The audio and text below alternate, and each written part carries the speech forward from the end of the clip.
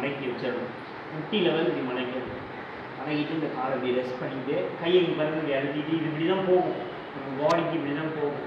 இதை கொஞ்சம் கரெக்ட் பண்ணணும். நீங்கள் நேரம் கரெக்ட் பண்ணிட்டு கை இப்படி வச்சுட்டு அப்படியே ஸ்லைட்.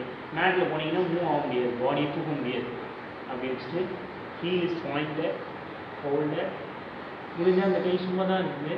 ஸோ இப்படி வைக்கனாலும் வச்சுக்கலாம். எனக்கு ஓகே கம்ஃபர்ட்டாக இருக்குது அப்படின்னா அப்படி பைண்ட் பண்ண முடிஞ்சால் பைண்ட் பண்ணணும். பைண்ட் பண்ணி ஹோல்டர் டைம் தென் ஸ்டே. கீழே இருக்க கால் பாருங்கள் இப்படி போகக்கூடாது, க்ராஸாக ஸ்டே. இப்போ பானம் பிடிக்கலாம் இல்லை டூ பிடிக்கலாம். காலை இப்படி வச்சதுக்கப்புறம் இன்னொரு செஞ்சு காமிக்கிறேன். இப்படி இருக்கீங்க அப்படின்னா அதுவும் காலை மடக்கி try to rest. Heel is edge of the wall. Hand press. அப்படி பாடி மூவ் பண்ணிட்டீங்கன்னா இந்த இடுப்பும் கீழே திரும்பிடும். அதாவது இடுப்பு இப்படி தான் இருக்கும். அதுக்கு தான் இந்த பிளாக் வச்சுருக்கேன். இப்போ நம்மளாம் பண்ணப்போ இன்னும் தூக்கி இருக்கும். அந்த புஷ் பண்ணால் இப்போ நான் மேலேருந்து யாரைக்காவது புஷ் பண்ணுறேன்னா கூட ஸ்பேஸ் இருக்காது, புஷ் பண்ணப்போ வலிக்கும். ஸோ இந்த இடுப்பு இங்கே இருக்கமாகவும் இங்கே ஓப்பனாக உள்ள ப்ரெஸ் ஆன மாதிரி இருக்கும். ஸோ இப்படி டேர்ன் பண்ணணும். இப்படி புஷ் பண்ணி இப்படி இருக்கிற இடுப்பை இப்படி டேர்ன் பண்ணணும்.